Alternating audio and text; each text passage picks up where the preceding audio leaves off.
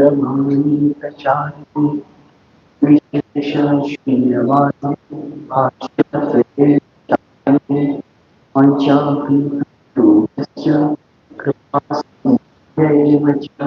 Patitanam Bhavaya Vaishnavaya Chaitanya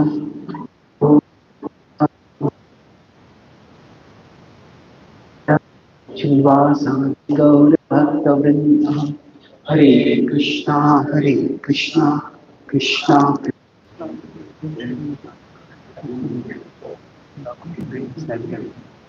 But Zoom should be there. I should be on Zoom. They are there.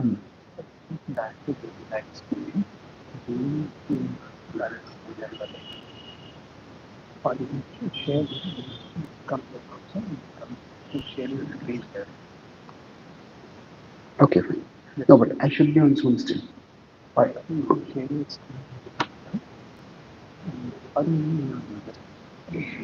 Hare Krishna everyone. Log out is new? Okay, fine. Sure.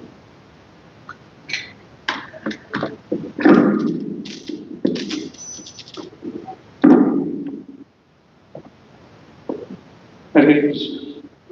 So very fortunate to have the various Chaitanya Prabhu here to our temple. So Prabhu is a spiritual teacher for nearly 25 years in the Bhakti Yoga tradition. I remember in my Sankalpa camp in 2004, Prabhuji gave a wonderful class on Mother Seva that really took my journey here to spiritual life. And Prabhuji is the author of 27 books that explain the relevance of Vedic wisdom text, including the Bhagavad Gita and the Ramayana. Author of the world's only daily blog on the Bhagavad Gita, GitaDaily.com, where is written some 4,000 articles on Gita, invited speaker at TEDx, World Peace Conference, UNESCO, Intel, Google, Microsoft, MIT, Stanford, etc. And gives 400 talks across 100 cities and 4 continents every year. So very fortunate, Prabhuji is always traveling to different places. Very fortunate that Prabhuji is here giving his valuable time and his wisdom to apply in the modern issues, in the modern ways there. So let us welcome you by chanting Hare Krishna Mahamudra. Hare Krishna, Hare Krishna, Krishna Krishna, Hare Hare.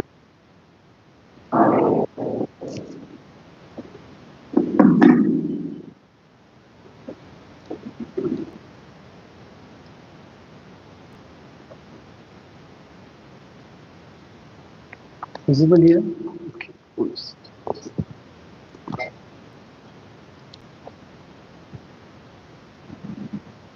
Please take this off. Why is it falling? It's not falling till now.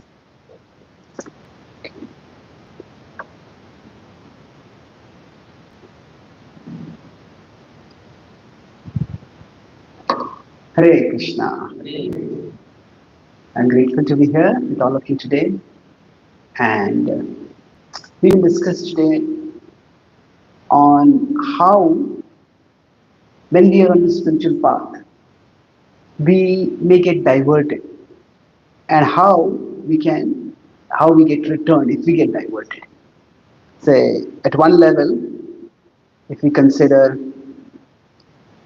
this to be the spiritual world, this to be the material world, and we are trying to go from the material world to the spiritual world. But our journey is not always straight. What happens for most of us is that we go up to some degree, we come down, we go up, we come down, we go up, come down, and then eventually we may reach. So it is not always a smooth or steady journey. I will try to understand why this happens and how we can minimize the U-turns or the slowdowns or the diversions that happen in our spiritual life. And we'll talk about this based on the pastime of Bharat Maharaj in his many lives, multiple lives. Now, spiritual growth can be understood in many different ways, but one simple way to understand it is, let's say, we are here in the world, and for us, initially, The world is big, and God, even if He exists, is small. When I was introduced to Bhakti about 3 decades ago, I started sharing about it with my friends and relatives. So one of my uncles said to me, "Yeah, I believe in God. He's happy there, I'm happy here." So the idea is that God does not seem very relevant or important to us. Even if He's there, okay, He's there. But the world seems very important. How much money am I earning nowadays for young people for social media? How much following do I have? How much prestige do I get in society? So the world becomes very important for us. But as we grow spiritually, the world becomes smaller and Krishna becomes bigger for us. So now, this in essence is the spiritual world. Say, for example, Bhaktivinoda Thakur has songs where he says that in the Namba Bina Kichu Nahi Ko Aar, Chauda Bhuvan Namaj. There is nothing of real value apart from the holy name of the Lord. So Satyam Satyam Punah Satyam. That this is the truth. So there are statements and declarations of this kind. So essentially the world becomes small. And the ups and downs of the world also become small. And for this to happen, what is required? Now we may say, why should the world become small and why should God become big for us? The reason is the world is filled with dualities. It's filled with ups and downs. And when the world is very big for us, then these dualities they end up becoming even bigger for us. Our mind makes them much bigger. And that's how we become unsteady in our life. When something good happens, we are in the seventh heaven. And if something bad happens, oh, it is the end of the world. I'm just ruined. People, there's this word ventilate. Ventilate means when there's good aeration, say the ventilation in this room is good. So in English, there is a word called hyperventilate. Now, hyperventilate means what? That people's breathing just goes up and down very rapidly. And that indicates their emotional state. So, such people who are very driven by ups and downs, extreme mood swings, they are neither themselves very happy nor are they very reliable. So, this is the problem. Now, when the world becomes small for us, naturally the world's ups and downs also become small for us. So, this is how what happens is when we are spiritually advanced, we become materially peaceful. Life will keep going up and down, but we will become peaceful. And the question may come, okay, if I become equal, steady, peaceful, then where is the happiness going to come from? In one sense, in the world when there are dualities, maybe you can bring this closer. What are you doing? Sorry?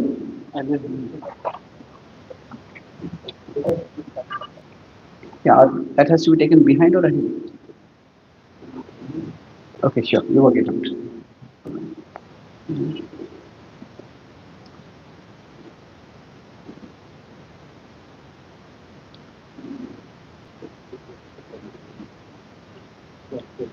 Right? So we want the highs of life and we don't want the lows. If we are cricket fans, we want India to win and we don't want India to lose. But we can't say that, oh, okay, when India wins, I'll be very happy. When India loses, I'll become detached from cricket. Now, we may want to become detached, but we don't become detached instantaneously. We still get frustrated. So, but the thing is, we say, okay, I have become equal in life's ups and downs. Then where will my happiness come from? That happiness comes from our connection with Krishna. So we become spiritually joyful. So in two words, what is the benefit of spiritual growth? We become materially peaceful, or we can say externally peaceful. By in terms of the externals of the world, we become peaceful. In our connection with Krishna, we become internally joyful.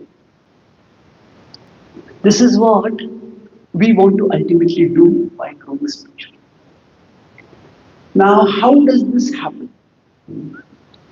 So, the essential process for this is what Krishna describes in 635. It is Abhyasena tu kaunteya vairagyena cha gruhyate. It is Abhyasa. Now, these words are translated in different ways, in different contexts by different acharyas. But broadly, what we can say is that abhyas, our mind is such that whatever we expose our mind to, that starts becoming bigger and bigger and bigger in our mind. So, persistence. Abhyasa means there is persistence of exposure. We expose our mind to Krishna more and more and more and more. Then Krishna will become bigger and bigger in our mind. And Vairagya means abstinence. Abstinence means we abstain from, we avoid voluntarily. When we abstain from exposing the world to us or ourselves to the world, then the world starts becoming smaller and smaller. Nowadays, we are so much exposed to technology and to our phone and to social media, kinds of fasting and content. So there is, you may have heard this word, digital detox. Or some people decide, okay, for 1 month, 1 week, even 1 day, I'm not going to maybe not use my phone or not visit some news websites or not do this, not do that. So one of my friends told me, he says, 1 month I just decided not to see any news. And the first few days it was very difficult. Now, I'm not saying be disconnected from the world.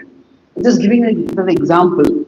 He said, after that, after the first 4, 5, 6 years, if something big was happening, people would tell me anyway. We don't live disconnected from the world.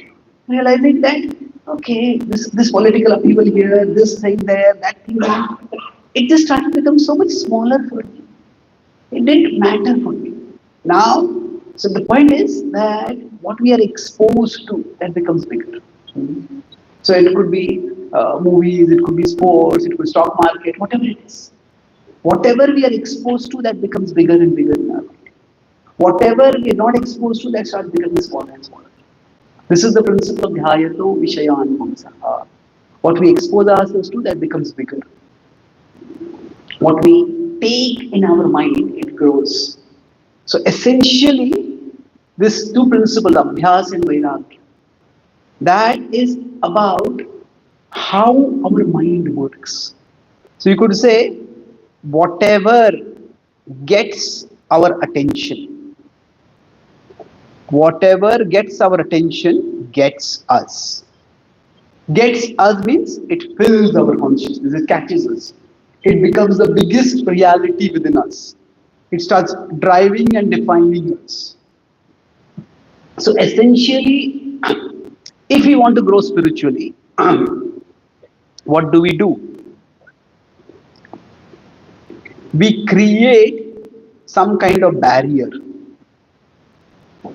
or boundary by which we can abstain from the world. Between us and the world, we try to create some kind of barrier or boundary.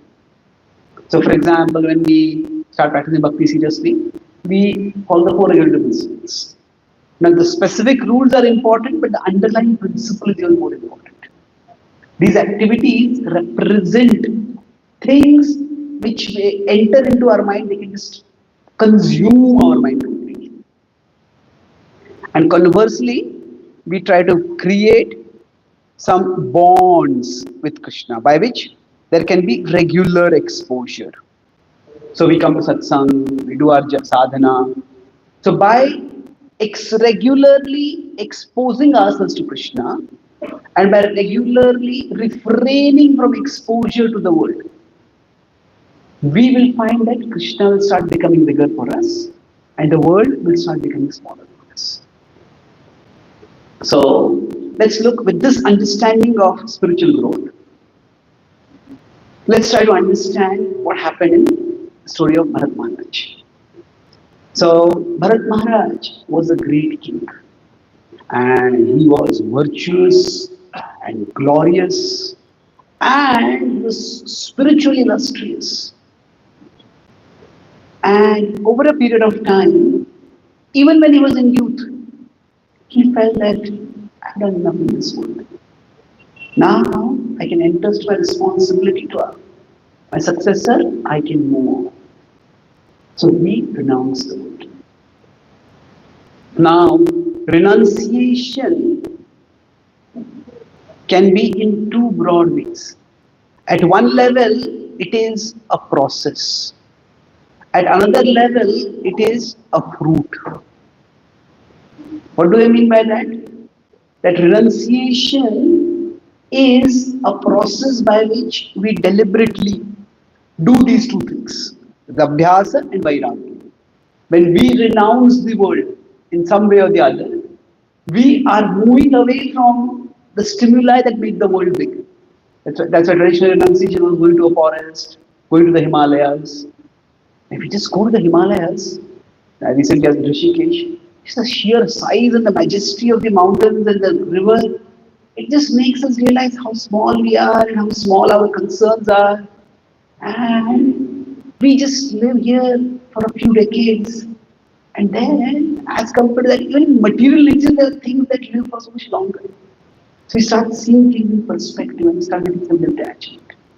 So we physically, the renunciation of the process means that we go away from the things that will make the world big, and we go toward the things that will make the world big, God big for us. So in that sense, renunciation is a process. However, renunciation is also a fruit in the sense that renunciation naturally arises when a person starts feeling there's nothing really that big in this world. There's not really much to achieve in this world. See, broadly, when the world is in front of us, so when the world is in front of us and God is above us. So when do we turn? We could just be looking at the world and trying to enjoy the world and conquer the world. That would be materialism. Now, when does somebody look at God? Broadly, there can be two reasons. One is that I am not good enough for the world. I am not good enough for the world. That means that, I don't have enough wealth, I don't have enough smarts, I don't have enough looks, I don't have enough contacts, relationships. So, I don't have what it takes to make it in the world. And therefore, I need some help. I need some higher power to help. So, a student may be studying and this exam is very difficult. Oh God, please help me pass this exam. So, what happens there is, I am not good enough. And that is one reason why people may turn towards God. And Krishna talks about this in 760 in the first three categories. Are primarily Artho and Artharth. Oh, I don't have enough wealth. I have too much troubles. I can't deal with it. The other reason is that the world is not good enough for me. Now, the world is not good enough for me is not an expression of ego. It can be, but it is an expression of realization that whatever the world promises, it's not substantial. There has to be something more to life. There has to be something which is more enduring, more fulfilling. What the world promises, it can be very titillating, but it is fleeting. It just doesn't have substance to it. This is primarily the Jnani category. Krishna talks about it. They have got some understanding. There is some bigger reality, and that is what I want to pursue. So once we get this understanding, right, renunciation actually begins when at least to some level we start feeling that the world is not good enough for us. Yeah, I might have a wonderful relationship, I might have a great job, I might have good health, I might have nice family and children, and I might be respected in society. Now, many people may not even get all these things. But even those who get all these things, there has to be something more. Or we may get one or two of our dreams, and then we may realize, I can just keep chasing dreams, but this dream didn't really fulfill me. So the next dream is also going to be like that. The next dream is also going to be like that. So the world is not good enough for you. So when this realization comes, it's a great blessing. When I was growing up, my goal in life was always to be first in my class. And I was always among the first, but I was never the first. So when I gave my GRE exam, since my childhood I loved English language. And I had a maternal uncle who had his own company in America and he did not have any sons. So he wanted to come there and inherit his company. So I gave the GRE exam. At that time, I came not just first in my class. I was first in the, not just the university, I was first in the history of my college. I was first in the Pune University at that time, but first in Maharashtra. So I was on top of the world. Yeah, oh, kind of thing.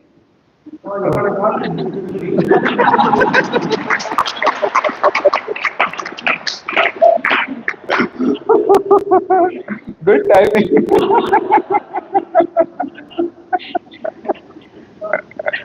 So, but then after a few minutes, I realized that just looking at the mark sheet does not really give much happiness. And how long can you keep looking at it? It is only when others congratulate that you feel happy.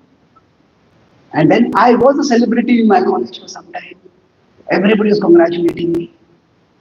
But then somehow it happened that one after another, three of my friends forgot to congratulate me. Congratulate me. Congratulate me. So when the first friend forgot, I was annoyed. When the second friend forgot, I was irritated. What is going on? The third friend forgot, I was enraged. But still, I didn't want to sound like a pathetic person. They asked me, why are you not congratulating me? So at that time, it was almost as if I had an out of body experience. Not a literal out of body experience, but I felt as if I was looking at myself from above. Hey, wait a minute. You thought that this academic achievement will make you happy. This is what you wanted to do throughout your life. But instead of becoming happy, you just become more dependent on others for your happiness. In the past, you could just hang out with your friends, but now you have become so needy for their congratulations. Without that, far from being happy, you're restless, you're agitated. So I started looking ahead at my life, and whatever achievements I had thought of, maybe I'd go to America, I would get a PhD, I would get some academic awards, I might write some papers in scientific journals, I might write my own books. So whatever, I thought, would any of these free me from this external neediness for appreciation, recognition, praise? I just couldn't sleep. That's when I started exploring. Is there something that can provide inner fulfillment? So I can't say I have that realization for a long time. But at that time, I had got this inkling of a realization that what the world had set as a goal for me, becoming an academic achiever, that is not good enough. There has to be something more. So for all of us, if we reflect on our lives, we get this sense there has to be something more to life. Now, some people get it in young youth, some people get it in old age, some people have to go through many lifetimes before they get it. That is Bahunam Janmanam. But it is not that we don't get it. It is that when we get it, we don't let it register with us. See, when one thing doesn't work out, instead of thinking that the world is not good enough for me, we start thinking, okay, this thing in the world is not good enough. That thing will be good enough. And that thing will be good enough.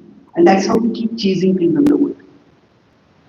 So, when this renunciation, so for Bharat Maharaj, he was the king. But that renunciation awakened him.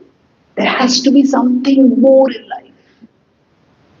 And that's how he renounced the world.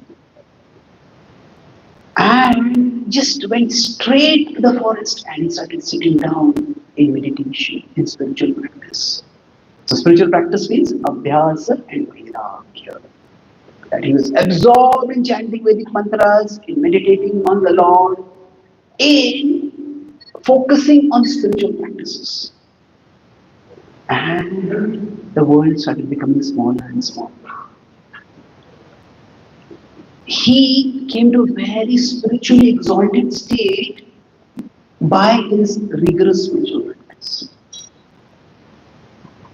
And then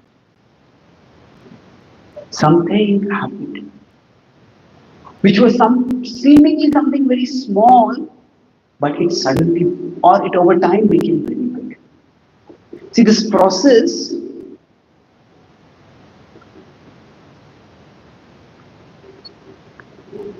of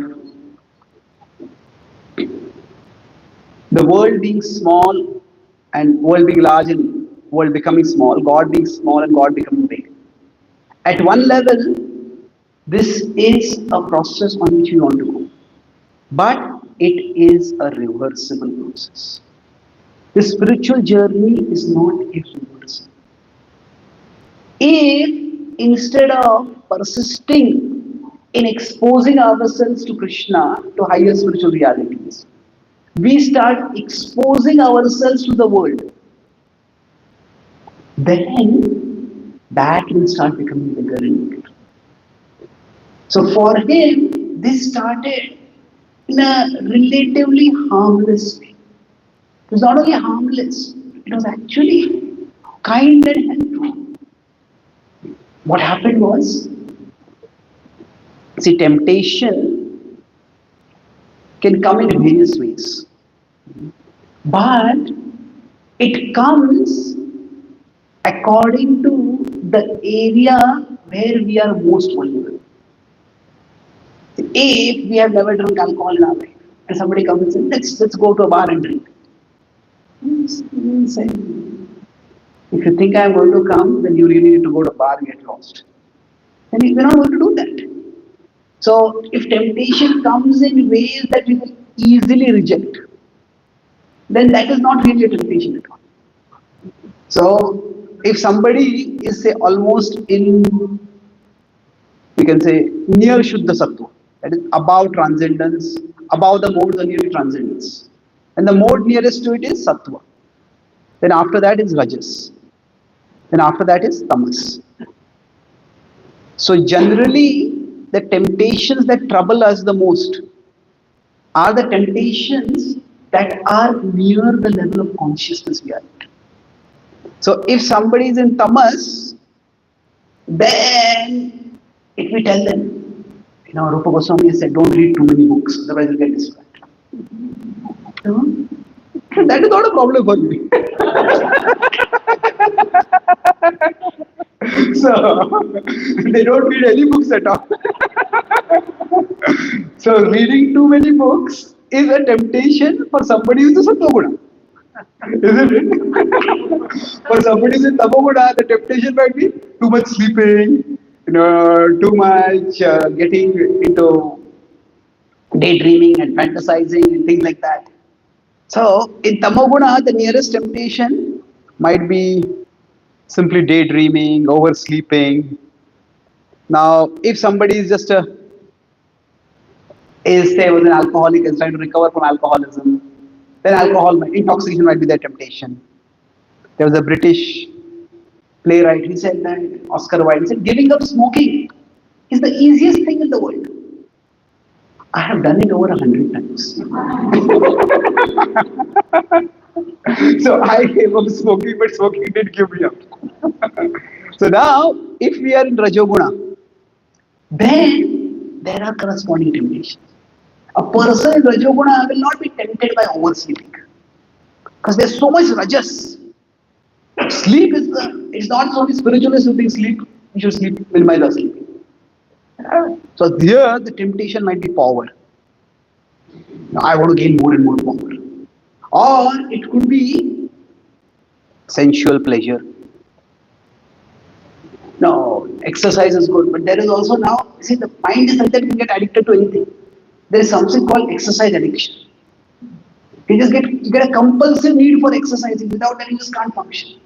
Such people, exercise becomes their drug, getaway drug. And now they may do it to excessive degree, and then they get distracted by that. They can damage their body with it. Now, if somebody in Sattva Guna, their temptations may be different. Like I said, reading too many books, fiddling around with too many ideas. That may be a temptation on the spiritual path for them. So, knowledge, jnana, Arjuna, to Arjuna, Krishna says in the Bhagavad Gita, then Sattva Guna, Sukha Sangena Badnati, Jnana Sangena Chanaka. That happiness, now, how can happiness? Here, happiness means that a sense of superior superiority or complacency. No, I'm better than everyone else. I'm not being dragged around by the cravings. See, sometimes if we are in Rajoguna and we are being pulled by our cravings, then in trying to not get pulled away by the cravings, we will call out for Krishna. But if somebody is relatively Sattva-guna, they are not troubled by their mind, by their senses, and the need to call out for Krishna will also not come. That is better than others. So Bharat Maharaj, in which mode did the temptation come to him? What do you think? Sattva Guna. Yes. So for Bharat Maharaj, the temptation came in the form of compassion. Now we say, how can compassion be a temptation? Compassion itself is not a temptation. But the way it caught him. See, he was a king in the Kshatriya. Kshatriya means Kshatraya. He was a natural protector. Anybody who is in danger should protect them. And when he saw, he was sitting and meditating on the banks of a river, and he saw this deer who was running away, was about to leap across a river. And as the deer was about to leap across the river, he could see that the deer was a female deer and she was pregnant. And then suddenly a tiger roared in the forest. The tiger was probably chasing this deer, and the deer panicked. And although she had leapt into the air, somehow, because of the panic and the fear and the running away, the exertion, she had a sudden delivery. And then the deer fell on the leapt on the other side, but the baby deer fell in the river. And while the deer was watching, the mother deer was watching, she just withered and died in front. Now it is a natural compassion. Oh, this baby deer is in so much trouble. Immediately Bharat Maharaj leapt into the river and rescued it. Now this was a natural and it's essential act of compassion. Now, we may be doing our meditation, but if somebody is losing their life, wanting to help them at that time, that's a perfectly good thing to do. So what happened thereafter was, he started thinking that this deer has no one. The deer is just small deer. So I need to maintain this deer. So there is a difference between, in one sense, protector and maintainer. So protector can be when there is danger. But maintainer, it almost becomes like a always. So the temptation came to him, okay, now I have saved the life of this deer, I need to take care of this deer. So it was his own Kshatriya tendency. Kshatriyas are meant to be kings, and as kings, they are meant to protect and they are meant to maintain. So that Kshatriya tendency is actually a good tendency for a person who is a Kshatriya. If Kshatriyas don't have the tendency to maintain, to take care, to provide for, then the praja, the citizens, will suffer terribly. So now, at that level, the rajas that is there in Kshatriyas, it is good. Kshatriyas are too detached. If the citizens come and say, "Oh, we are starving," and the Kshatriyas says, "This world is dukkha, there is nothing in The citizens will say, "We don't know whether this world is dukkha, but your kingdom is dukkha. We are living from it. We'll emigrate." There is so much immigration from poorer countries to wealthier countries. Why? Because many reasons, but quite often the poorer countries are not so well managed. So for Kshatriyas to be a maintainer is very important. But for him, two things. First was he had already renounced his role of a Kshatriya. So what may be desirable and even essential in one ashram and in one role can become undesirable and even lethal in another ashram, in another role. So, in one sense, what are as our roles change, the same thing, being a maintainer, that was desirable, even essential in his role as Kshatriya. But now, in his role as a renunciate, traditionally, Kshatriyas would not take sannyas, so there would be vanaprastha.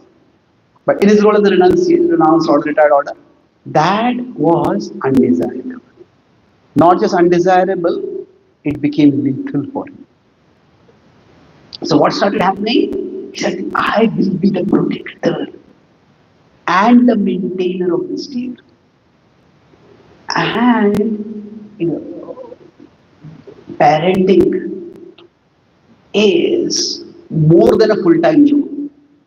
Especially, especially the baby is very small. I go to America every year.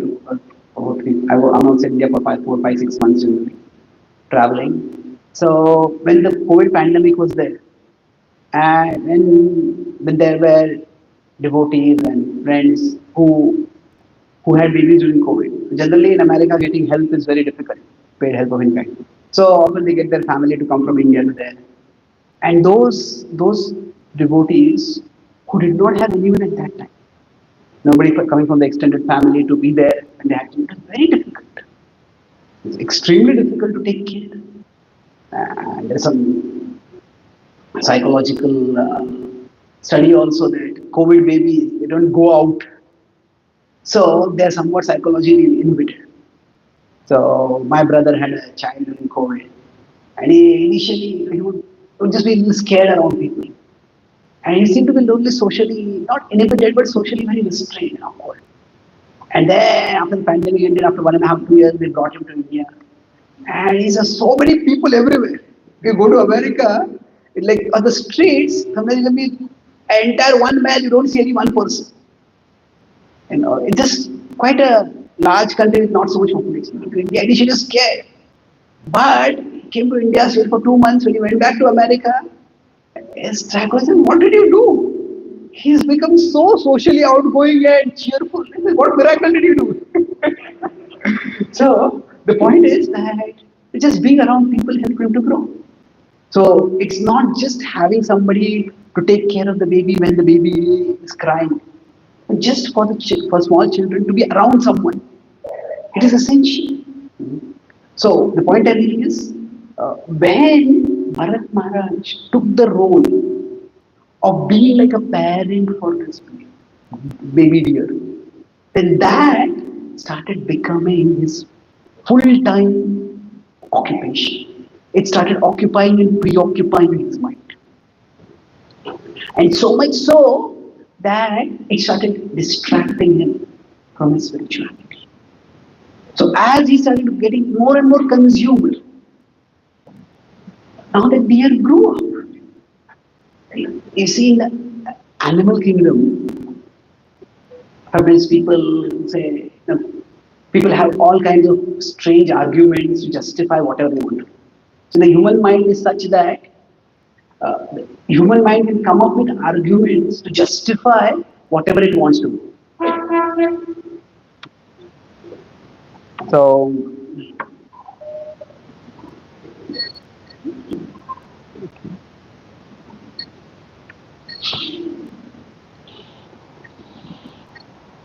Jagannath Baldev Subhadra मैया की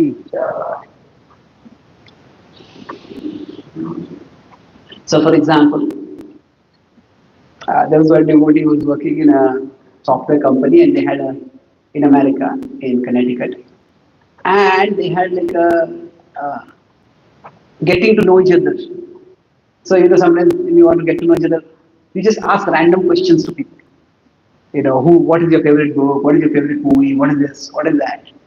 So, one of the questions that they had was that if you were to reincarnate, which animal would you like to reincarnate?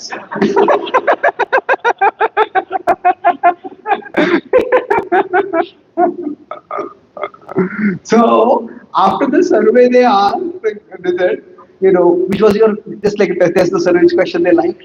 So they said it's mostly American people, or so they said more than 70% people said this was the most thought-provoking question. And then he said dog, cat, because those are favorite animals for people. So now what happens is that either when you have no human connection, or we are not able to connect with human beings, that there are no people around us, or the people around us are not the kind of people we want to be with. I was in California, and I went for a program, so there was a car with a bumper sticker. The more I get to know people, the more I love my dog. So people are unreliable, people disappoint us, people betray us. So better love my dog. Radhesham wrote written a book called Your Best Friend. So in America, when they saw the book, why has a monk written a book about dog care? Because their assumption was your best friend is a dog.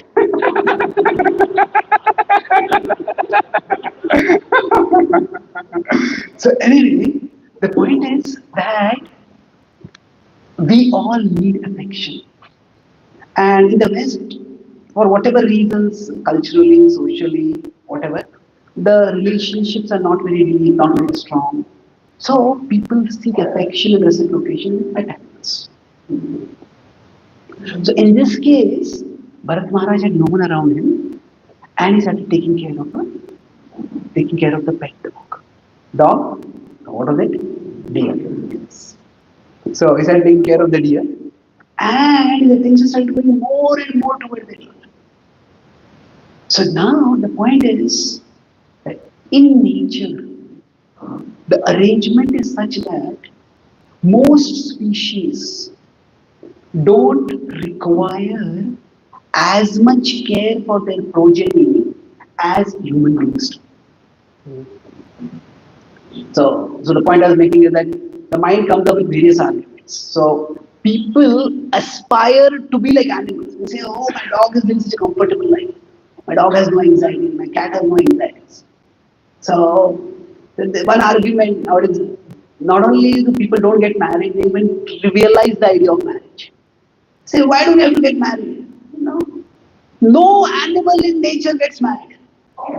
So why should we humans restrict ourselves in some old-fashioned, pre-scientific, dogmatic ways? So there are people who just not only they choose not to get married, they consider marriage itself as an evil institution. So now the point over here is that from a biological perspective, there is a phenomenon called pair bonding. Pair bonding means that the male and the female, who are going to begin a child, It could be in any species, they have to bond with each other. Now there are courting rituals among animals also, but the greater the care that the progeny requires, the more important the pair bonding is. Some species, just the male and the female unite, and then the eggs are born, and the eggs, the female sits on the eggs, so sometimes the baby birds grow, and they move on. Sometimes in fish, the mother doesn't even have to take care of the baby much. So there are different things. But among all species, the human species, the human progeny requires more care than any other species. And that is why in human society, the pair bonding between the male and the female is so important. And that pair bonding is sanctified, is given religious weight and authority through the ritual of marriage. Without that, during the even the period of pregnancy for the women is far. Generally, mammals they are pregnant for a long time, but human, the pregnancy is far longer than any other species, generally speaking. And so the female needs protection at least during the pregnancy and even after that. So the point is that what applies to nature does not always apply to human beings. Because we humans are many way different. And of course, the ultimate spiritual purpose is that a man and a woman come together, ultimately to come closer to God and to bring their children closer to God.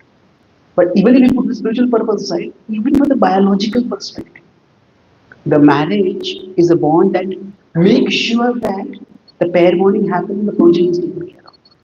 And that is why, as society is, in Western society, marriage is being trivialized and neglected or rejected.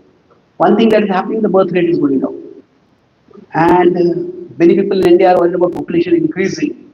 And in the West, the population is decreasing. And there's population implosion.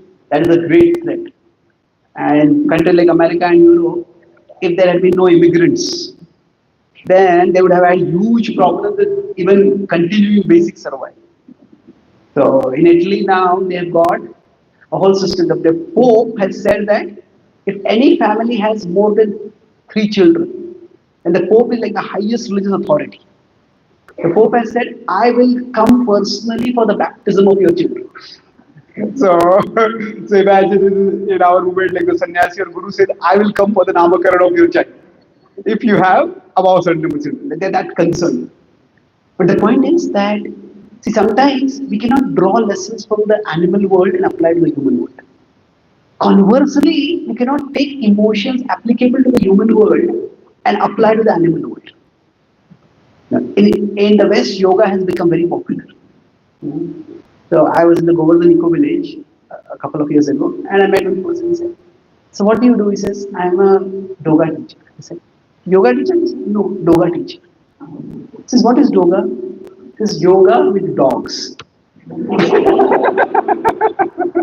It's a whole discipline in itself. Okay, I stretch my hands and my dog stretches its paws. I do Shirsasana, dog also does Shirsasana. There's training for that. And actually, yoga teachers get paid much more than yoga teachers also. I want to do everything with my animals. And if there are yoga teachers, then there are koga teachers also. What is koga? Cats, yeah.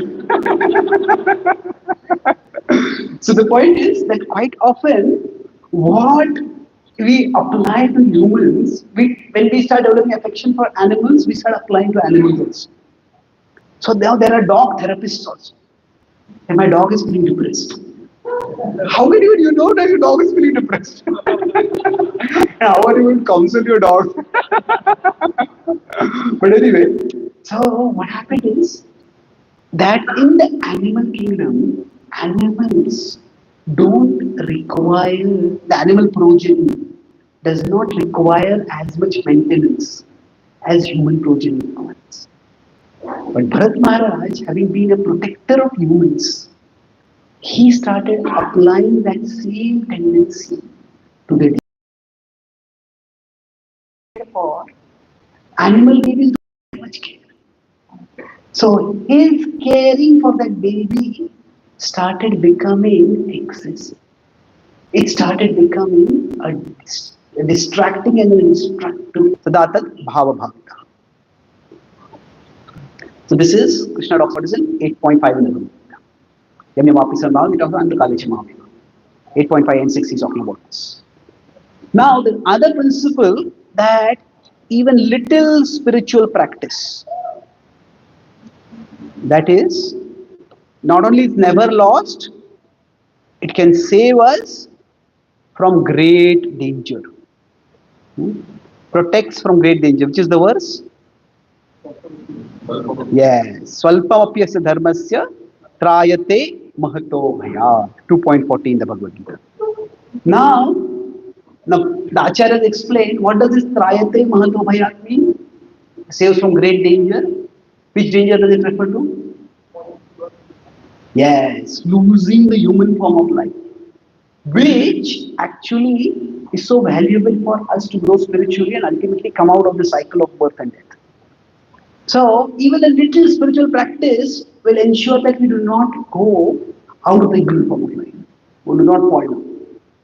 But the other principle is that whatever we remember at the time of death, that's what we will do. So now, for Bharat Maharaj, he remembered a deer, he became a deer. So we can say 8.5 and 6 is true. But then, what about 2.40? Is that false? He had not done a little spiritual practice. Swalpamapyasya dharmasya. He had done a lot of spiritual practice to renounce the world when he was a king in youth and to dedicate himself to spiritual practice. So, is that not true? Was that lost? No. See, that principle applied to him in a different way. He got a dear body, but it was he did not get no dear consciousness. He retained human consciousness in a dear body. So that is how that when we say that we will not lose a human form, sometimes we may lose if we become too attached to something. But even in animal forms, now there are two distinct things over here. In animal form, sometimes we say that dharmo hi tesham adhiko vishesha. That it is the search for meaning and purpose that differentiates humans from animals, and ultimately the spiritual search that differentiates animals from humans, or rather humans from animals. Now, in the animal form, spiritual life or spiritual exploration, spiritual journey, it can't be started. Started means voluntarily started. Now some a dog might be there in a temple and the dog gets some prasad or whatever, like they get some agyan sukha. So a spiritual journey cannot be started, but the spiritual journey can be continued. If it has already been started in the previous life, then even if the person goes down to an animal life, it can be continued. So there is a book written by Janardhan Maharaj called Animals in Krishna Consciousness. So he describes various temples where there are some animals which are just so amazingly spiritually attracted. Described in Malaysia, we had a temple and there was a dog. Every evening at Gaur Aarti, the dog would come outside and just stand at the door, sit near the door and behold the darshan deities. And somebody would kick the dog away or shoot the dog away, the dog would go away and sit at a distance again. And then eventually they all used to say that this is a devotee dog. so, so spiritual life can be continued in an animal body. I gave this class in America. And then one devotee came to me and says, I think my dog is a devotee dog. So any philosophy we hear, we can use it to justify what we want to do. I have adopted a pet and my pet is actually a devotee dog. No, maybe may not be. But the point is, spiritual progress is never lost. So as a deer, he remembered his previous life. He remembered that he had got the immunity. And therefore, what did he do? He became extremely careful. He did not fool around with like other deer. Needed grass for eating. But he didn't just go where he would get the best grass. He would stay near the hermitages of the sages, and whatever grass was available there, he would be satisfied with that. And he would hear the Vedic mantras being chanted, he would stay in the sanctified atmosphere, and then he spent his entire life like that.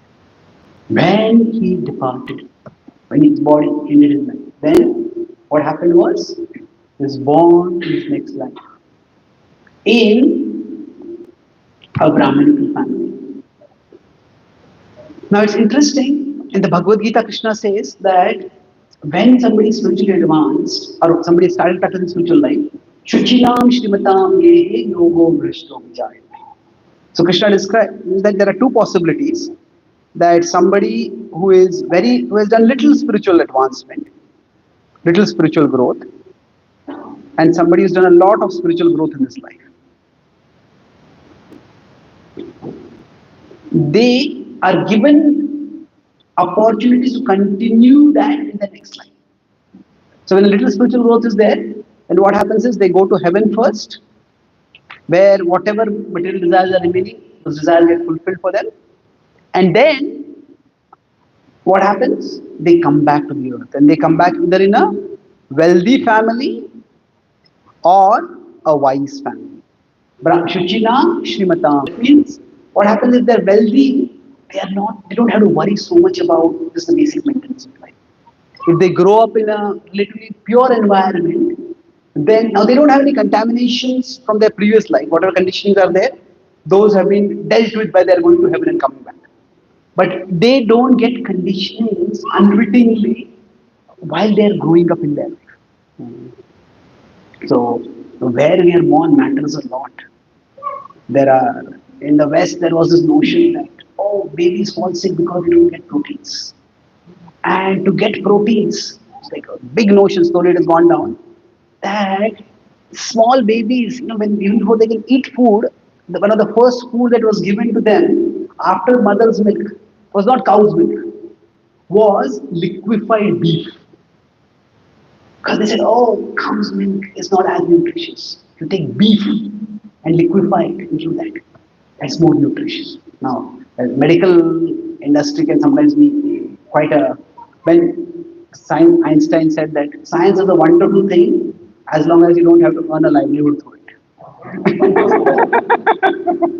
So, big pharma and big food and all these, when they become industrialized, they become quite damaging. Anyway, my point I'm giving an example, depending on the culture that we are born in, the certain habits just become natural. Somebody goes in a family where everybody is drinking alcohol, everybody is taking drugs, everybody is eating meat, this becomes natural. So Shuchina, if somebody is born in a good family, then what happens is, without their wanting to, they don't get any unnecessary conditionings because of the way they are brought up. Now the other is that the person is born in a spiritually serious family. Dhimatam. So when they're born in a spiritually serious family, that means right from the childhood itself, or even from the birth itself, or even before birth, the food that the mother is eating is prasad. The mother is hearing about Krishna. The child gets very much spiritually supportive vibrations to continue on its spiritual journey. So now in the case of Bharat Maharaj, what happened was a little interesting. Now, which of these two categories would he fall in? Little or lot? Lot. So he didn't have to go to heaven. So now he was born in a Brahminical family, but it was interesting. The Brahminical family was, you could say, more religious than spiritual. That means they were more into rituals. They're more into, you have to do this is the clean way to live, this is not the. They're not that spiritual. But the point is, life is complex, and Krishna gives certain trajectory to us that is to indicate that our spiritual growth will never be lost. But in real life, things can be complicated. I may say that somebody born in a devotionally inclined family, or very serious devotee family. Wonderful. But then in that devotee family, there's a separation. Then what happens? Because of your one spiritual practice, one may get a spiritually inclined family. birth in the family. But then because of some negative karma from the past, one may have to grow up in a fractured family, in a broken family. So real life is often complicated. But through it all, Krishna is giving us opportunities to come close to him. So for him, what happened was his father was trying to train him to become a good Brahmana. But he saw that these kind of rituals, while at one level they are good, it is good to follow rituals nicely, but they can become a sattvic distraction. Like now, people can do rituals for many purposes. Some people may do rituals just so that they can show others how pious I am. So in Mumbai, we have a Juhu temple, which is right very close to the area. It's called as Bollywood. So many movie stars come there, especially in Janmashtami, other festivals. So now when they come after that, they put on their Instagram. I went for Janmashtami, Janmashtami to the small temple, whatever. Now when they are doing coming to the temple, are they coming to have darshan or are they coming to give darshan? Now who knows? We don't want to judge them. But the second is also possible. Somebody may do some rituals more for showing to others. See, so for some people, when they practice religion, their purpose can be cosmetic. So religion is like a cultural, social cosmetic. Oh, you're so religious, like it makes me look good in people's eyes. So some people may practice it for actually for spiritual growth. Why do I come to the temple? Because not so that people will think I'm a pious person. I come because I want to come close to Krishna. So rituals can also be a sattvic distraction.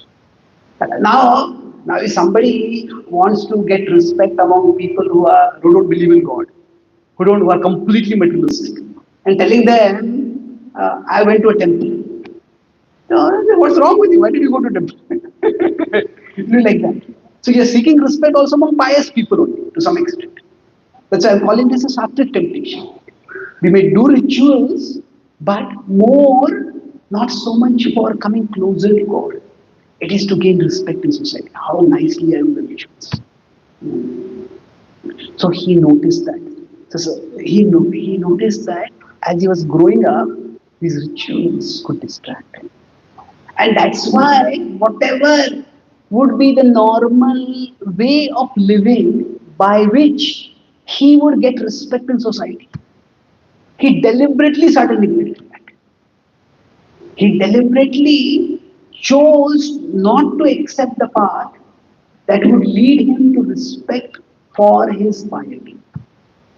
His father didn't understand what was going on in his mind. He said, no, how will you be responsible Brahmana? How will you earn your livelihood? How will you move?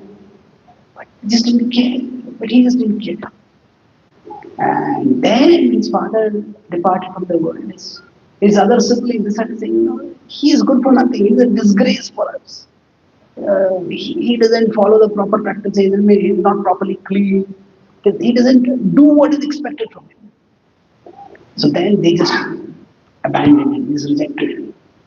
And he started wandering in the forest. Now, for someone to lose their parent and then to be rejected by one's own siblings, it would be a disaster. But he saw it not as a disaster. He saw it from those things which would make the world big in his eyes. From those things which would make the world big in his eyes. He focused on those things which would ensure that the spiritual, the ultimate Lord, remained big. And then finally, when he met King Rahul, the teachings that he gives over there, that whole incident is something which is, many of you have heard of it, so I won't go into it, about how he was completely unafraid of Ravana. He was more concerned about not hurting an ant than he was about offending a king.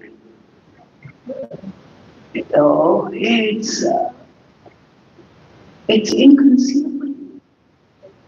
He's just so concerned that I don't want to do some bad karma by hurting an ant, by killing an ant. So if this king gets angry, he punishes me. Okay, that will just exhaust some past karma of mine. I'll accept it. So he was so very careful. See, that is also fear is not always a bad thing. Sometimes be fearless. But fearless does not mean reckless. Fearless, see, fear, we all have certain fears. So, for most of us, the fear is of bad karma coming to us. That means, oh, I'm just going along on the road and some car hits me. Or one day I go to doctor and doctor tells me about cancer. That, maybe some karma from my past will suddenly hit me. So that is the fear that most people have. And it's understandable fear.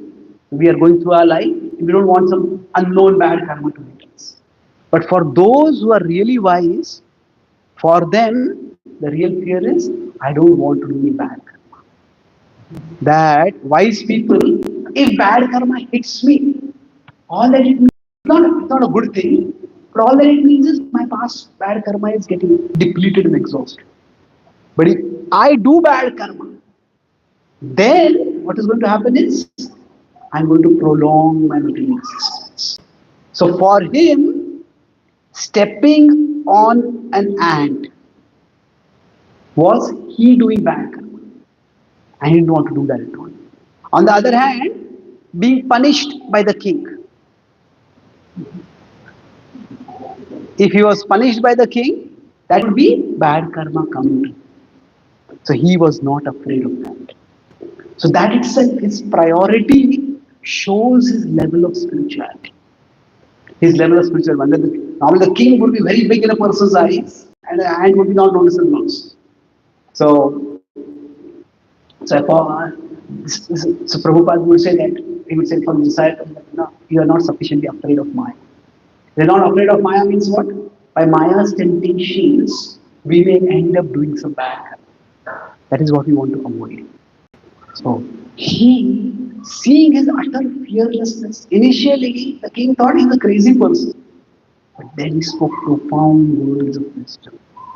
And his words of wisdom were such that now Rahugada was not a typical materialistic. It is said he was also going to hear of a sadhu. But along the way, he found this strange wandering person was among the most enlightened persons he met. And the potency of his spirituality, of Bharat's spirituality, was seen that he just, his word is completely enlightened the king. So not only did he ensured that the world remained big for him, or rather God remained big for him, the world remained small for him. He could infuse that consciousness in others also. So in one sense the process remains the same.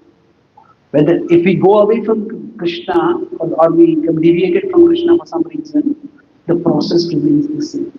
Expose ourselves to Krishna more and more and expose ourselves to the world in essence. And when we do this regularly, we will move forward toward Krishna's step. And if we are in association, this relatively becomes easy. Because in association, exposing everybody else is trying to, if a good association that is, everybody is trying to focus on Krishna, then we can also focus on Krishna. And if you start getting too caught in material things, then there are people around us who alert us and warn us who will correct us. That's how we all can be protected. So I'll summarize what we discussed today. Broadly, I discussed 5 points. First was we discussed what is spiritual growth. That is, initially the world is big and God is small. Eventually, the world becomes big and God becomes small. No, the world becomes small and God becomes big. And how does this happen? This happens through abhyas and vairagya. That abhyas means persistence. We persist in exposing ourselves to Krishna, and abstinence in exposing ourselves to the world. So persistence can be done through making bonds, like we take initiation vows. That's the bond. And abstinence is through boundaries. These are things I am not going to do. So then we discussed about Bharat Maharaj's life, how renunciation occurs. So renunciation can be a process that we choose. But it can also be a fruit that arises within us. Naturally, someone feels renounced. So when we choose the process, that is what we do this process with absence consciously. We talked about again how this renunciation is not with the feeling I am not good enough for the world. I am not good enough for the world. That is not exactly renunciation. That is more of frustration. That I'm not good enough. I want to do this, but I can't do it. Renunciation is the world is not good enough for me. That whatever the world promises, that's just not so great. I'm not going to spend my life pursuing that. Then when we renounce the world, then I talked about temptations. How temptations come according to our level of consciousness. So if our consciousness is sattva, rajas, or tamas, then the temptations that will come to us in tamas, it might be the intoxication, oversleeping. In rajas, it will be power and sensual pleasure. In sattva, it might be reading too much, or it can be even compassion. So now for Bharat Maharaj, the temptation came in sattva. Now what exactly was the temptation? It was protecting was not wrong. Protecting is a good thing to do at that particular time. But then taking on the role of maintaining. I discussed elaborately what happened was like human emotion was applied on an animal. Like I talked about this Doga and Koga, that we can't take from animals and apply things to humans. I talked about pair bonding is necessary among humans for taking care of children. And we cannot apply on animals what we apply to humans. What is applied to humans. So that it became lifelong maintaining. And that was a problem for him. That's how he got distracted. Then we talked about how in real life finally, so our post-mortem, our next life destination, what determines that? So we talked about how in real life two principles apply. So 8.6, 8.656 is what we remember at the time of death. That's what we will attain. And then 2.40 is spiritual growth will never be lost. So what happened was when these two are in opposite seemingly. So what happens is he got a dear body, but with human consciousness. So the spiritual life cannot, our spiritual journey cannot be started in animal life, but it can be continued in animal life. Then we discussed about how in his next life, what did he do? For him, sattvic temptation came in the form of rituals. That rituals, if you become ritual in terms of rituals, very good. Then what happens? You get a lot of respect in pious society. Said, I don't know what to want this. So he deliberately rejected those rituals, neglected, rejected rituals. And that's what he ensured was he did not get caught in the world, focused on transcendence. And finally, his spiritual potency was seen in his bringing, inspiring spirituality in someone who in a position he had been in 2 lives ago. Spirituality in a king. So for all of us, we need to focus on this two principles of persistence and abstinence. Whatever, sometimes we may get deviated, but if we persist and abstain, then that will take us ultimately to transcendence. Even if we sometimes take U-turns or diversions, we keep persisting and exposing ourselves to Krishna and abstaining from exposing ourselves to the world. This is supported by association. So through association, we do these things. Like to use the acronym PAT.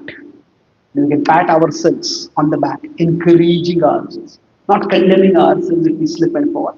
But just persist and abstain, and we will all transcend ultimately. Thank you very much. Hare Krishna.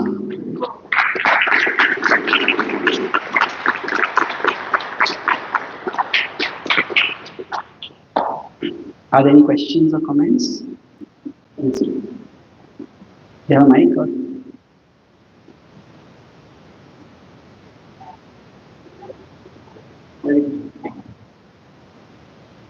Hare Krishna. Thank you for another blockbuster performance. Don't make the world big for me. Actually, to him, wanted to mention that Kshatriyas, they go for one person, they don't take sannyas. That's one point. Another thing I can mention that compassion, that we want to do something for you, and when it becomes excessive, it becomes attachment, that I want something from you for myself. Yes, it's very difficult to think. I have seen in my life. Sometimes I am more interested in other person's spiritual advancement as more than my spiritual advancement, and then his own interest in his spiritual advancement. So it's how can we like it is very difficult to differentiate these things. Very, very difficult. Okay, good questions. So let me start with the second question. See, the key test is that ultimately we can only assist. We can't control people. This is what we can do. This is what we can't do. Even Krishna says, Vimrisheta dasheshena yathechita kuru. You deliberate and do as you desire. So even when we want others to make good decisions, ultimately it is for them to make good decisions. If they don't want to do it, we can't force them. So I care for you, it is true. But one aspect of caring for others is caring for their autonomy, acknowledging that Krishna has given them free will, and we have to respect that free will. Without that, we cannot just override. So if they are not ready to take up spirituality or not ready to take up spirituality at the pace at which we want them, then we have to let go. So what happens is that everyone is making this negotiation in their life. It's like right now, I want to care for my present me and I want to care for my potential me. Like a child. A child may just want to play. The parents say, you can't keep playing all day. You have to study. The parents care for the potential child. See, you can do so much more in the future. So now, if we care only for the present me, then what will happen is we will stagnate.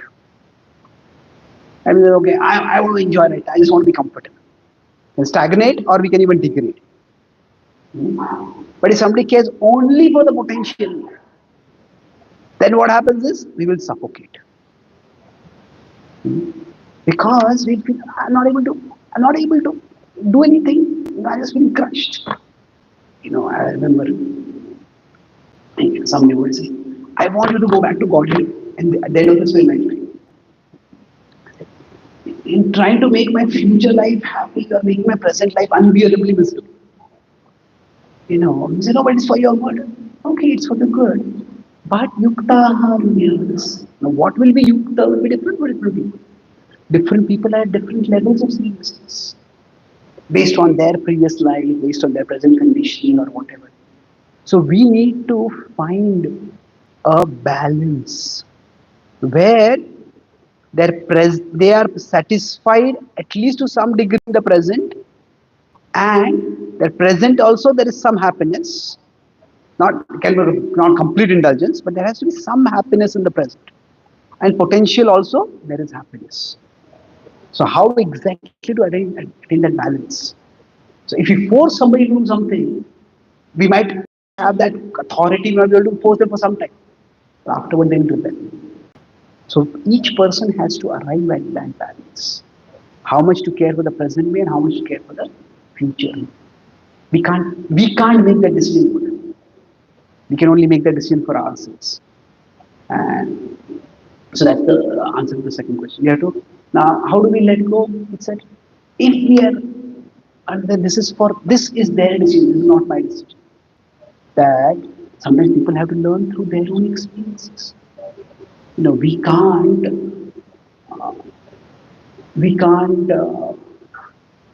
force wisdom onto someone. Wisdom has to come to them by their own growth, by their own choice. That is also a problem with religious fanaticism. You know, you can put a gun in front of someone and convert someone. You can, but they don't. That doesn't bring shraddha. That doesn't bring faith. That doesn't bring bhakti. So it is voluntary in that. We have to persuade. We can only persuade to certain degree. And what are the first questions, sir? Kshatriya, non-breast. So what is the question? Which was that you mentioned that Kshatriyas go for non-breast, they don't take sannyas. So what's the dynamics between?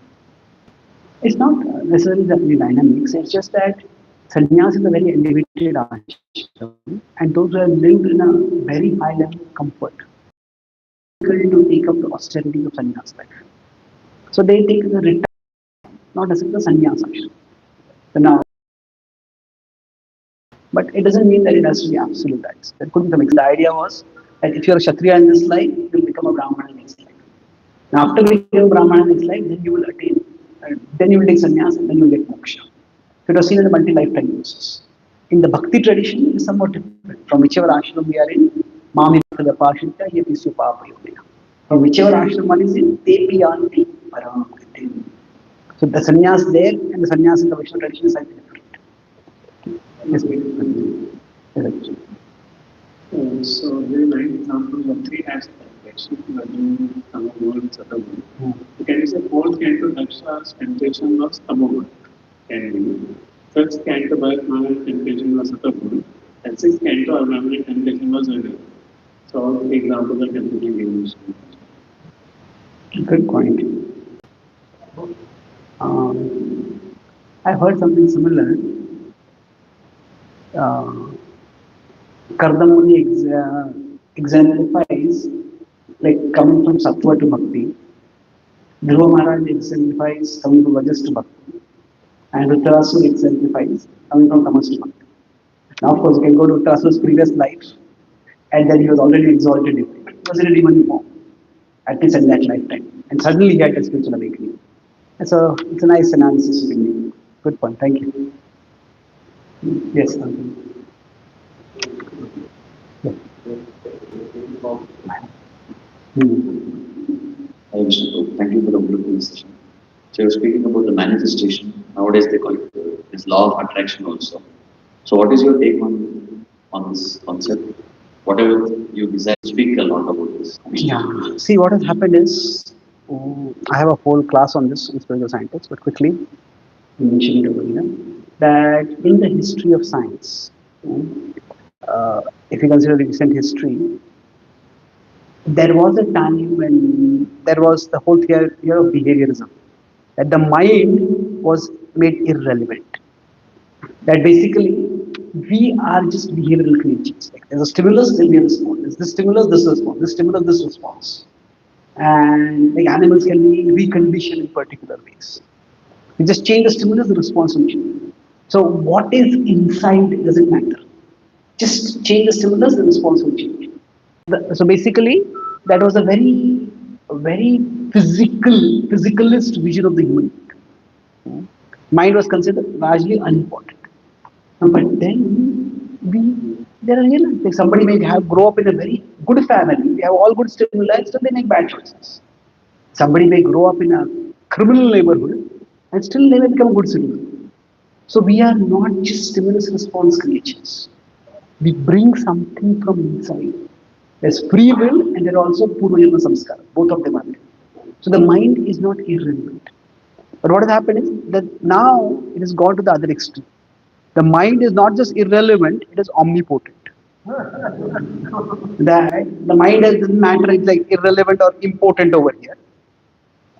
What is going on inside you doesn't matter. Just do this thing, this will happen at a physical level. So the law of attraction, it is more a manifestation of things going on this other extreme. If you desire something, that will happen. Now at a practical level, people say age is just a matter of age is just what age is just a number. And there is some truth to that. If somebody is always saying, I've grown old, I've grown old, I've grown old, that will deplete them. But age is definitely not just a number, isn't it? It's like somebody, some say sports player may be 43 or 44, cricket player plays very well at 43 or 44. They say age is just a number.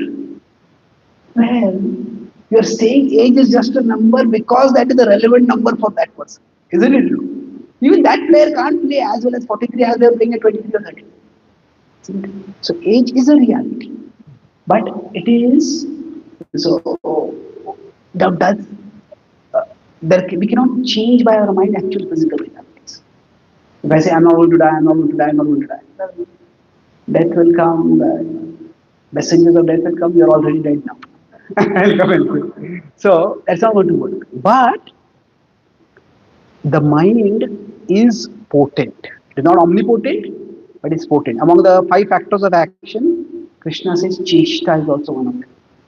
So the endeavor that we do, that endeavor could be physical practice, but it could also mental orientation. So there are books like The Power of Positive Thinking or whatever. Does our thinking affect what we do? Of course it affects. But can it change any and every reality? Is it like a magic wand that can free us from all problems? No. So if we visualize something, does that mean that that thing will happen? Well, not necessarily. What went wrong? Will it happen necessarily? Not always. But if you see in 2.41, Krishna says, Devasayatmika buddhi, ekeha kurunandana. So focus on one goal. How do you focus on one goal? It is by visualizing. Visualize a goal. That's important. Prabhupada would say, there are temples filled with devotees. Only time is separating us. So that is visual. Now the same Gita also says in 2.47, karmanyevadhikarasti. Now don't be attached to results. Because in one sense, we may visualize a particular goal, but just our visualization or even just our endeavor alone is not going to bring the result. There is destiny, and sometimes destiny may not be filled. So manifestation does matter. Manifesting in the sense of visualizing a reality that you would like to have. That is very important. But that does not mean that we can create that reality always. So we have to be recognizing that the mind has power and we want to leverage the power of the mind. But we can't assume that the mind is omnipotent. That is where the idea of manifesting becomes mistaken. Okay? Okay. Prabhuji, my question is, I want to clearly know what does it mean by exposing ourselves to Krishna. And is it possible to expose our 24 hours when being caught up in conflict, activities, responsibilities? It depends. There can be different ways in which we are persisting and connecting with Krishna. Mam Anusmara Yuddha Krishna says. So it is not that Arjuna was constantly, singularly focused on Krishna when he was fighting the war. There is no reference in the Mahabharata that Arjuna was shooting arrows. Hare Krishna, Krishna Krishna, Hare Hare. No, when he is fighting the war, it's a serious business. He's focused on fighting. So there are times when our focus on Krishna is through Krishna being the ultimate purpose of our life. So for us, we cannot avoid, in one sense, exposing ourselves to the world also. But it is that if I am here, the world is, Krishna is here, and the world is here. So what we do is, for us, bhakti is in both ways. For us, our sadhana is the time when we directly connect with Krishna. And our seva is the way we connect with Krishna through the world. So we need to do both. Our sadhana is what you can say is world transcending devotion. We turn away from the world to directly focus on Krishna. That is world transcending devotion. Our seva is world transforming devotion. We want to work in this world to change some things in the world. It could be our home, it could be our temple, it could be our particular area of service. We make change in the world. So now we cannot be doing sadhana constantly because we have responsibilities in the world. And even if we didn't have responsibilities, we may not have the capacity to just constantly transcend the world. But at the same time, we cannot get so caught in transforming the world because we want to Remember that through the world I am going toward Krishna. If we don't have some sufficient time to be directly connected with Krishna, then what will happen is we won't have that Krishna impressed within us. That when we are engaging in the world, it will remember I need to connect with Krishna through the world. That's why sadhana and seva we need to balance. And our family life, our taking care of our family, our job, all those also ultimately seva for us. They're more indirect forms of seva. So Krishna talks about this in 12.9 that ab- Akshittam samadhatum na shaknosi nistam abhyasa yogetam amicha. Practice abhyasa yoga. And in 12.10 he talks about abhyasya samartosu mat karma paramo bhava. You work for me. So we do both of these things.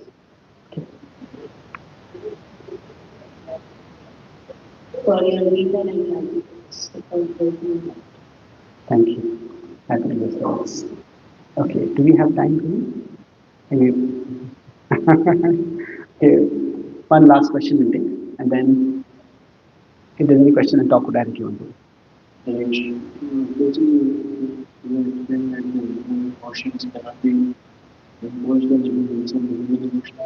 Not in all cases. Yeah.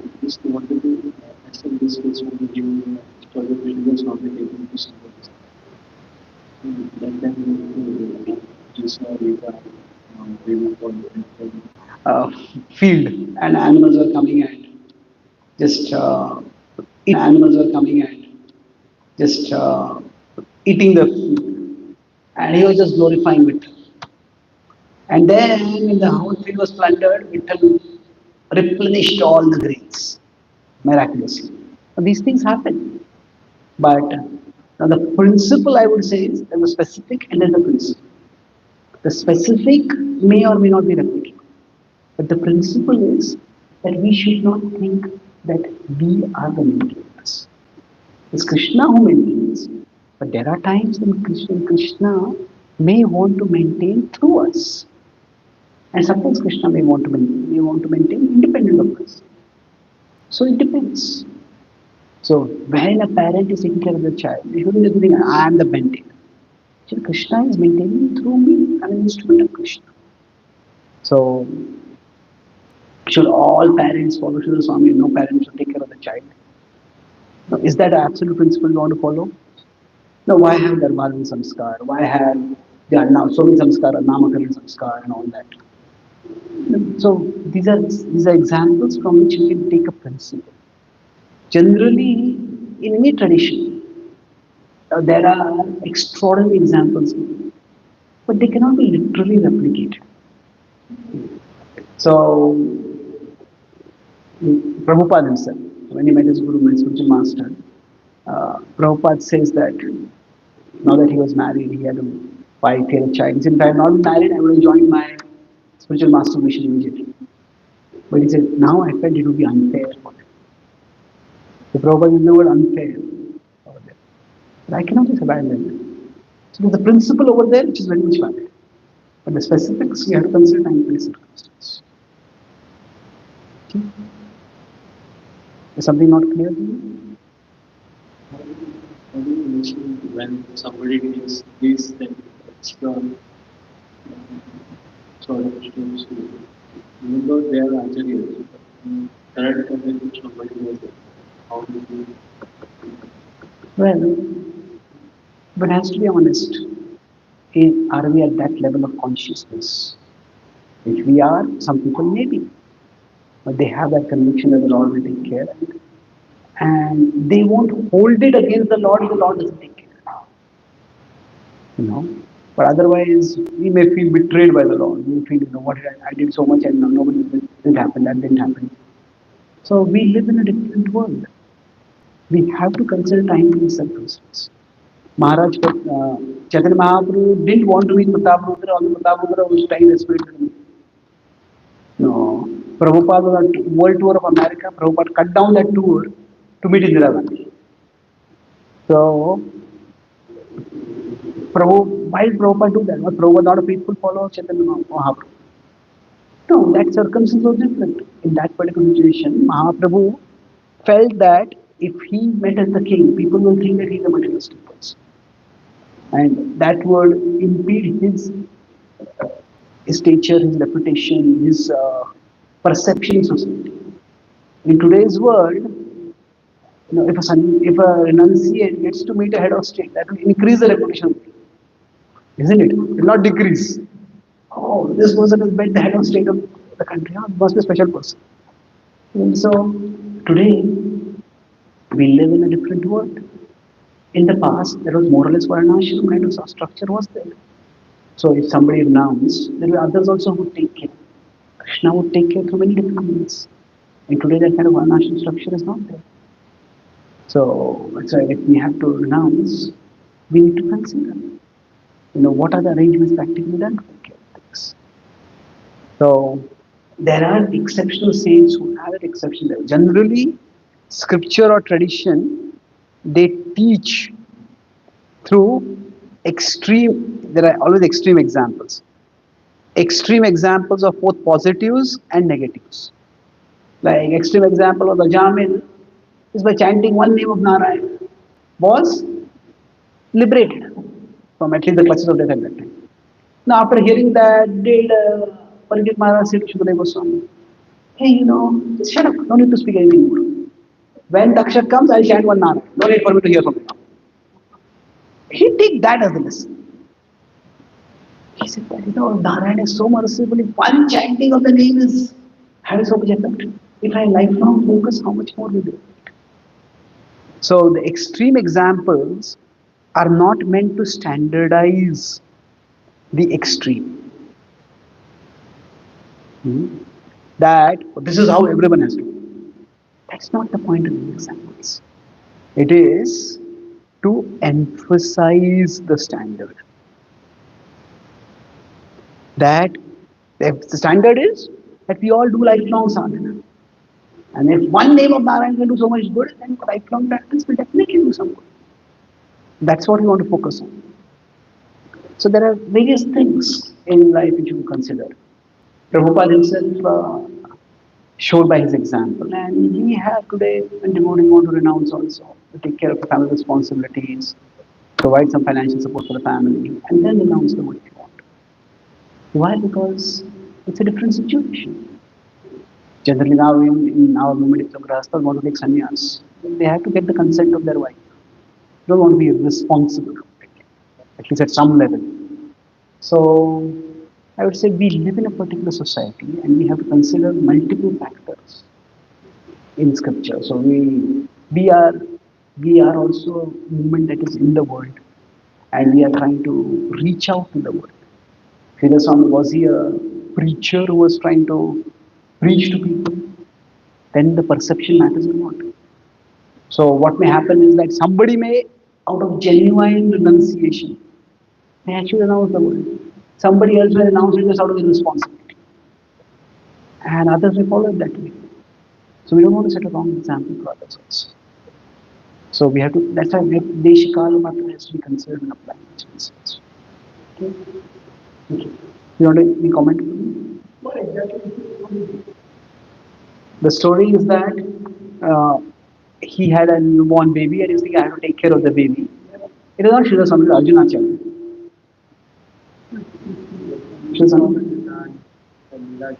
Lizard, no? That is Arjunacharya? Arjunacharya is Yogakshema Mahamya. Okay. So basically what happened, he saw his mother.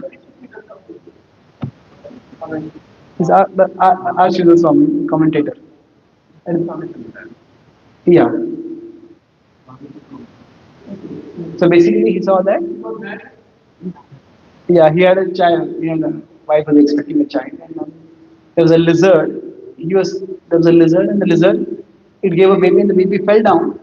It fell down and landed on its feet, and there was an insect nearby, and the baby bird just threw out its tongue and caught the insect and ate it. And he said that if Krishna can arrange for this baby lizard to be taken care of, Krishna arrange for my baby also to be taken care of.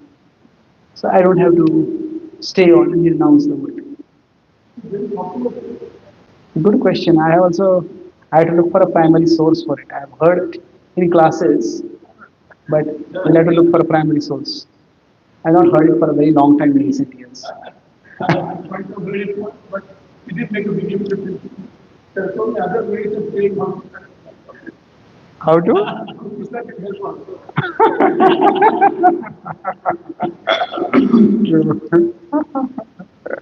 Yes, thank you very much. Natraj Srimad Bhagavatam ki, Srila Prabhupada ki, Gaur Bhakta Vrinda ki, Jai Gaur Premanande.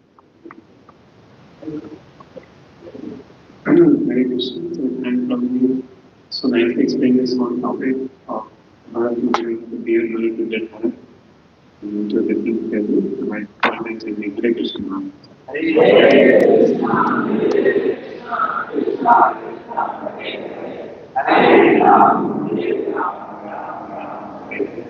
And next class will be Sunday morning, 8 a.m. Our class. That's how we can do this class.